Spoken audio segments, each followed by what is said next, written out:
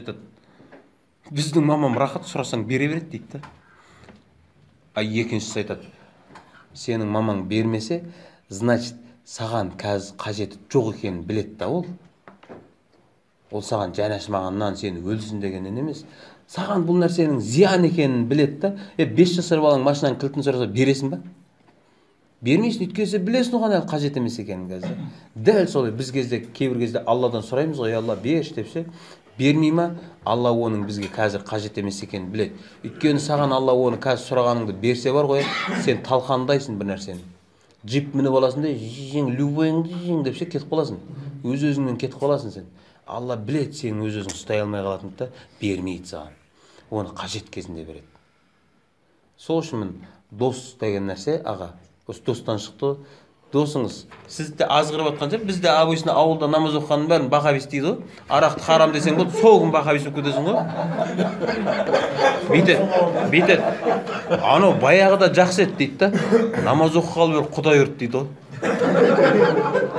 Арақ ішсең, бір жерлерде отырып ше, дін жайлы айта бастасаң айтады, бір адам құсап отырайықшы дейді. Сонда адам құсап отыру деген не өзі сонда? Рахаттан отырайықшы дейді да. Дін жайлы айтсаң, сонда адам емес сияқты отырасың да. Сол дос басқара біледі деді адам өміріне.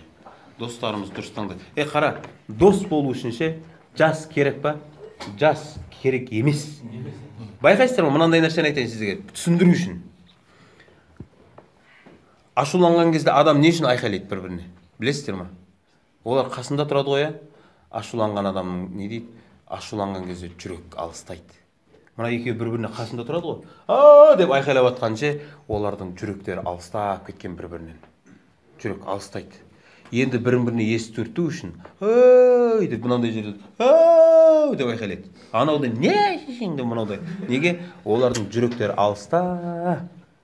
Ал егер адамдар ше бір-бірін жақсы көрсе дейді да, жақсы көрсе, расстояние не имеет значения дейді. Ондай жақта біреу отырады да, мынандай жерде біреу отырады дейді. Олар мынамен түсінеді бір-бір. Неге? Олардың жүректері байланғанда, оларға сөз керек емес. Олар бірін-бірінше әшейін жестпен түсінеді. Осылай, жүрек байланған кезде ше, жас керек емес. Мына жерде отырып қой, 10 жасар, 15 жасар жігіттер отыр да, 50 жастағы кісілер отыр да, сен баршы, мен сенімен отыруға западлы көріп жатырмын деп ешкім айтпайды. Неге? Бәрінің ниеті бір да. Алла деген ниет болды. Басқа ниет жоқ та. Мен 89 жылы осы медресе оқып бастадым. 89 жылы 10 жасында бастағам. Оразаны сол 89 жылы бастағам. Сол кезде бізді Құран сабағына берді. 3 бала Құранды жақсы оқиды деп 3 баланы таңдады да біздің ауылдан. Ауызашарлардан Субхана фил мульки вал малакут бар ғой. Соны айтқызу үшін бізді алып жүретін. Таспих айту үшін. Сонда мектепте 90-шы 89 жылдар бізді ағайлар тұрғызып қойып қазан жалайтын иттер дейтін бізді. Ауыр сөздер айтатын. Ашсындар ма? Бұл шалдар баратын жер. Неғып жүрсіңдер? Ол кездерде ше масқара дін деген дін ұстану бар ғой. Шынымен шоқ ұстану сияқты болған нәрсе болған. Масқара бізді анау издеваться ететін сөздер бар ғой. Сонда ауыр сөздер айтатын. Қазір жұрттар 2 жасар баласында апара береді ғой. Қазір ешкіммен жұмыс жоқ та. Қазір көшеге шықта намаз оқыш, алкаштарың өзі айтады. Алдынан өтпе, кесуге болмайды деп ше. Бәрі біледі қазір намаздың дұрыс. Ол өзі оқымаса да ол дінді біледі қазір. Құрмет қылады. Күлу деген жоқ. Баяғыда интеллигентный деген адамдардың өзі айтатын. Бұл молдалардың істейтін тірлігі деп ше. Қазіргі біз осындай өмір сүріп атқанымызға біздің кейбір жігіттер үлкен кісілерді, союз көрген кісілерді ренжіп жүр ғой. Ол үйтпейді, ол бүйтпейді.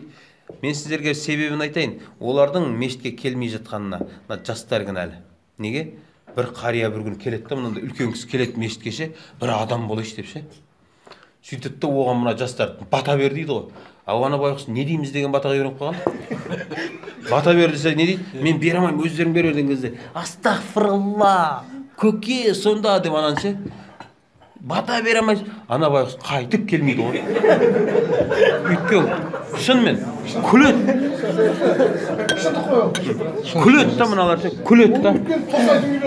Сөйтеді да анау айтады, барайын десем ұялам дейді. өзінің балаңмен жасты балдар ана зырылдап құран оқып жатыр да бір кезде біреу құран оқып жібер дейді ғой, ол алхамдулиллах жібереді ғой, мыналар айтады астапыралла тәжвид бір бәле қырағат деп қуаданаған, ол ондай өмірінде естімеген да. Сөйтеді дейді құрсыншы келмей-ақ қойшы, жұмаға суббота күні барып жүрейінші дейді да кейін. Өйткені жұма күні барсақ күледі да ана адамдар ше. Біз масқара кінәліміз осындай. Ал енді қарашы, бір жігіт келді, мынандай үлкен кісі келді мешітке да, бір өзгерейінші деп. Жас жігіттер отыр да, сен бүйтсең де бар. Көке, Алла разы болсын сізге деп ше.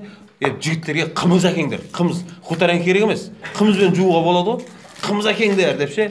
Қымыз әкеп, көке, сізге ырзамыз десең бар ғой. Анау күніге келетін болады ғой, қымыз бар ма деп. Осылай тарту керек қой.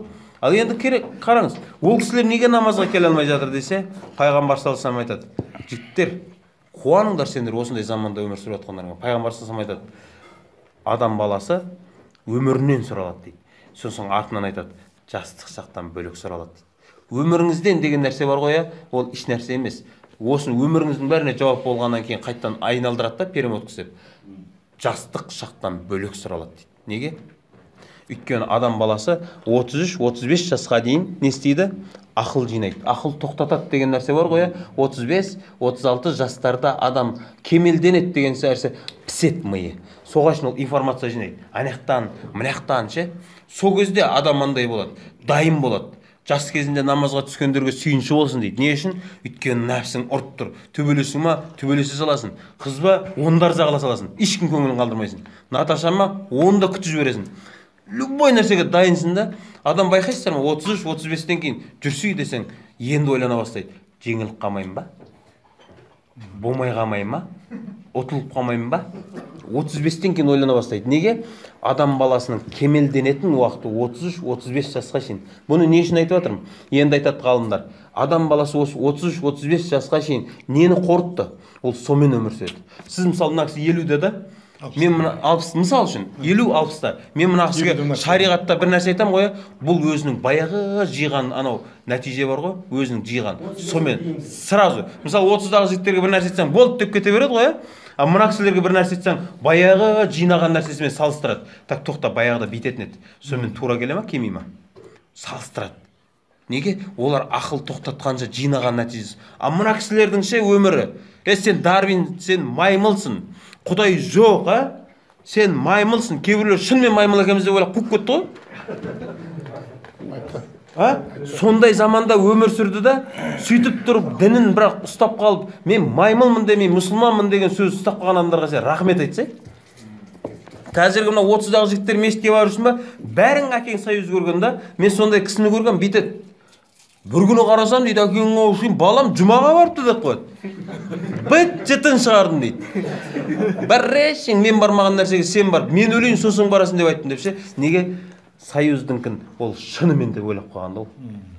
А мына жігіттер, байқайсыздар ма, кейбір кісілер айтады: біз енді союз көрдік қой, біз бармасақ та баламыз барсын деп жіберіп жатыр ма? Сен ол кісіге рахмет айтсай.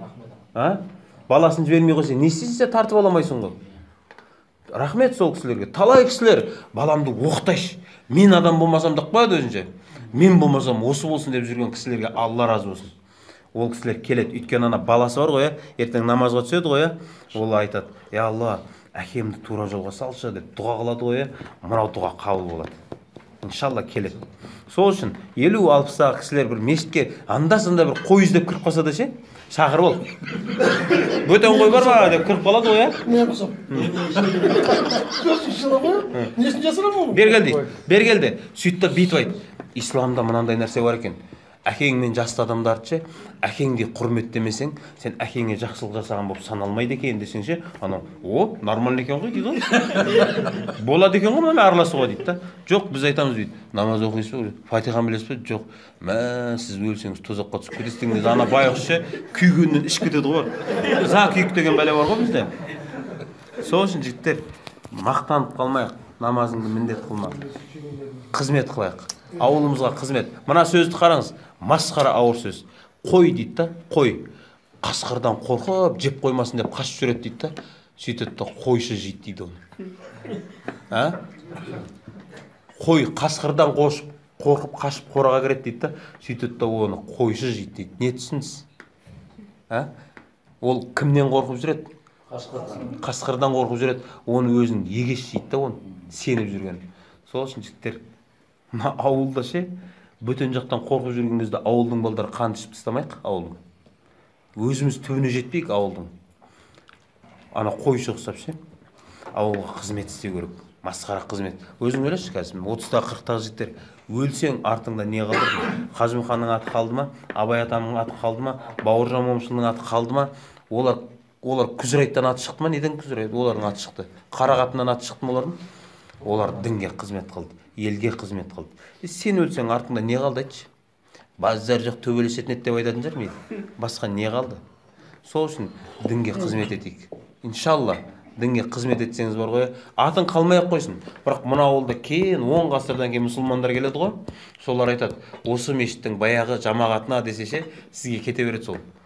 Ешкім келіп ана, осы будканың баяғы алкаштарына деп ешкім дұға қылмайды. Ана будканың жамағаттарына ше, ешкім, олар әші сөйерден ішкенше ғана керек бір-біріне. Кейін бір-бірін жағына айырып жібереді. Сөйтіп, беті қызармай, ертесіне беті бүлкетпей қайттан жинала береді да. Өйткені бас жазу керек та оларға. Сұрақ қойсаңдаршы енді, бәрін.